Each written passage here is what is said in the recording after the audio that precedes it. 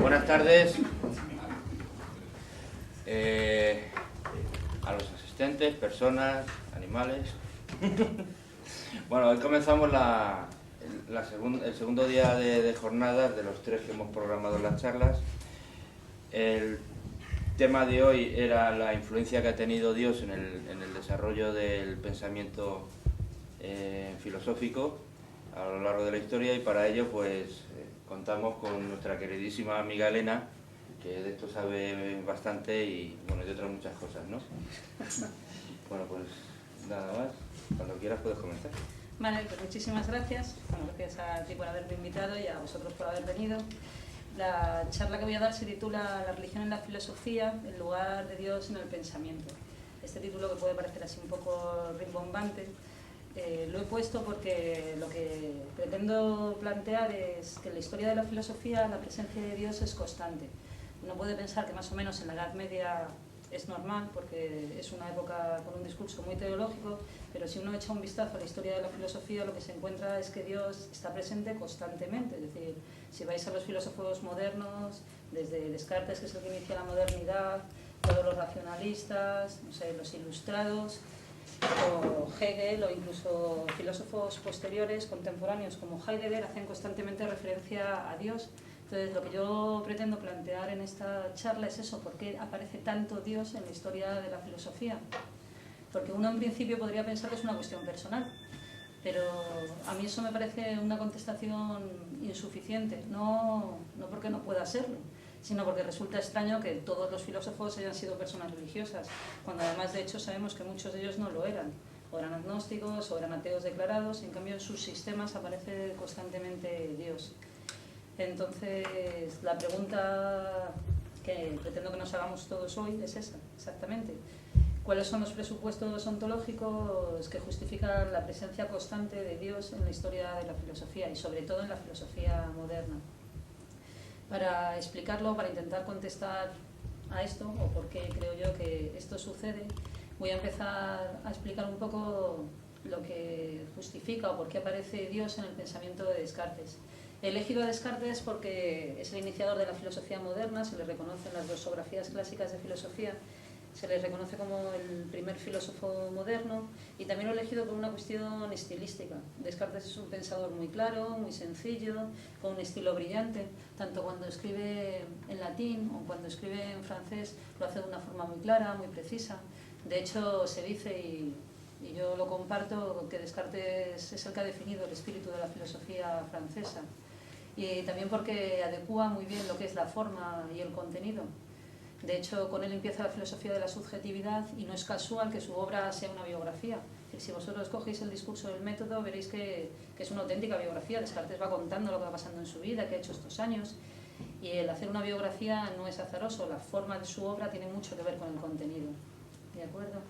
Bueno, pues voy a empezar con la filosofía de Descartes. Voy a explicaros un poco qué es lo que dice Descartes para luego justificar por qué Dios aparece en el sistema de Descartes. Así que tengo que explicaros un poco en qué consiste el sistema cartesiano. Descartes, como filósofo barroco, lo que hace es empezar por la duda. Empieza por la duda porque es algo muy epocal, ¿eh? Es decir, no es que Descartes en esto sea brillante ni original y se cuestione la duda desde la nada, sino que toda la filosofía de su época y toda la literatura incluso de su época lo hacen. Es decir, en la misma época que Descartes escribe el discurso del método, pues no sé, en España Calderón ha escrito La vida es sueño, que plantea lo mismo: el que no sabe en qué consiste su vida, si es un mendigo o es un príncipe. Shakespeare en la misma época ha escrito la de las alegres comadres de Windsor, que tratan sobre lo mismo, sobre la duda. El escepticismo de Montaigne está extendido y es algo que es una época profundamente escéptica. Es decir, el problema de la duda es algo absolutamente epocal en este momento. Lo que nuestro autor se cuestiona es, cuando digo duda, lo que quiero decir es que todo aquello que no se muestre como absolutamente verdadero, o sea, todo aquello que yo pueda pensar que no es verdadero, todo aquello que yo me cuestione o en algún momento piense que va a ser falso, entonces a partir de ese momento diré que es absolutamente falso. En eso consiste exactamente la duda. Es decir, ante la más mínima cuestión, ante el más mínimo planteamiento que no parezca evidente, diré que es falso y a continuación lo eliminaré. Descartes empieza con los sentidos, o sea, dice, el primer conocimiento, y esto es algo clásico que siempre se ha planteado así en la historia de la filosofía, hay dos tipos de conocimientos, el conocimiento sensible y el conocimiento racional. El conocimiento sensible es lo que recibimos a través de nuestros sentidos, pues es lo que vemos, lo que leemos, lo que tocamos. Este conocimiento, se pregunta Descartes, ¿este conocimiento es fiable o alguna vez me engaña? Es decir, cuando yo uso mis sentidos siempre me dan un conocimiento verdadero, un conocimiento evidente, un conocimiento del que no puedo tener duda, o alguna vez este conocimiento me demuestra que es un conocimiento falso. La respuesta de Descartes es evidente, es la que todos conocemos. Los sentidos nos engañan muchísimas veces. Pues no sé, muchísimos ejemplos. Si pensamos, seguro que os ha pasado alguna vez, si no sé, tenéis las manos frías, tenéis frío en las manos, tenéis las manos incluso rojas de frío y las metéis debajo de agua fría, lo que deberíais sentir es frío. En cambio uno, si tiene las manos frías y las introduce no sé, en un grifo de agua fría, lo que siente es calor. Esto es un falso sentido, nos engañan nuestros sentidos. Deberíamos sentir más frío porque estamos en una fuente fría y en cambio lo que sentimos es calor. Esto es que los sentidos nos están engañando. O el ejemplo clásico del vaso de agua, que uno introduce un lápiz y lo ve como si se hubiese quebrado y el lápiz no le ha pasado nada. Cuando lo sacas vuelve a estar exactamente igual. Así que Descartes dice, claro, mis sentidos me engañan. O sea que si mis sentidos me han engañado una vez, como me han engañado en el caso de me he mojado las manos con agua fría, o en el caso de que he introducido el lápiz en el vaso de agua y lo he visto como si se hubiese quebrado cuando no le pasa nada, es que me pueden engañar constantemente. A partir de este momento Descartes dice entonces que todo el conocimiento sensible es falso. Y esto tenemos que entender bien qué significa. Es decir, que uno tiene que plantearse qué significa que no tenemos conocimiento sensible. Porque es eliminar realmente la realidad de todo el mundo, de toda la realidad exterior a nosotros. Es decir, si yo me pongo en la situación de Descartes ahora y os miro, lo que yo realmente tengo de vosotros es conocimiento sensible. Yo sé que estáis aquí porque os veo. Es decir, que en este momento si yo me pusiese a hacer lo que hace Descartes, yo lo que diría es, ¿realmente estáis aquí? O yo estoy sola en mi habitación hablando contra la pared. Y lo que pasa es que me imagino que hay alguien que me escucha. Pero claro, me resulta más agradable pensar que tengo un auditorio a que estoy absolutamente sola hablando a una pared. Si pongo en duda el conocimiento sensible, la única respuesta que puedo dar es vosotros no estáis aquí, de hecho vosotros ni existís, existo yo sola. Y probablemente yo esté sola hablando en un lugar vacío y nadie me escuche. Porque, insisto, yo sé de vuestra realidad porque os puedo ver, a él le puedo tocar, que le tengo más cerca, pero no deja de ser conocimiento sensible, vuelve a ser lo mismo. ¿De acuerdo?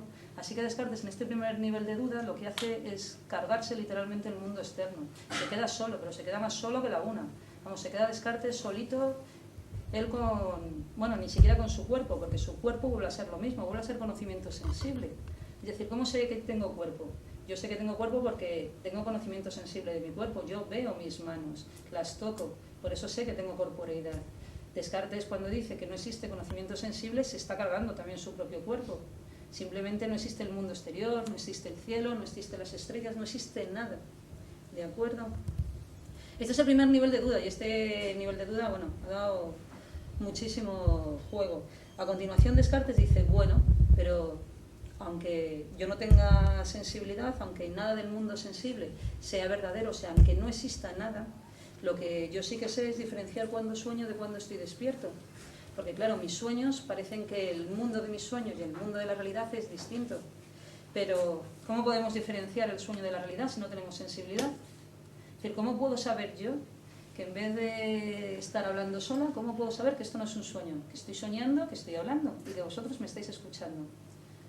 ¿Cómo puedo ser capaz de diferenciar si estoy soñando o estoy despierta? A lo mejor resulta que es que me he echado una siesta larguísima y, oye, el sueño es libre y estoy soñando que me dedico a hablar y que hay personas que me escuchan. ¿Cómo sé que eso no es verdad, que no estoy durmiendo y que en cambio estoy despierta? ¿Cómo puedo saberlo si no tengo sensibilidad? No hay forma de saber qué es sueño y qué es vigilia, qué es nuestra imaginación o cuándo estamos soñando y cuándo estamos despiertos si no hay conocimiento sensible. Es absolutamente imposible y Descartes lo sabe. Así que lo que dice es que el segundo nivel de duda, lo que no podemos diferenciar es el sueño de la vigilia. Por eso he dicho que era algo epocal, por eso también está en la obra de Calderón o en la de Shakespeare o en otras obras literarias del momento. La imposibilidad de diferenciar el sueño de la vigilia si no hay conocimiento sensible es algo imposible. Es decir, que puede ser que simplemente estemos soñando. Claro, pero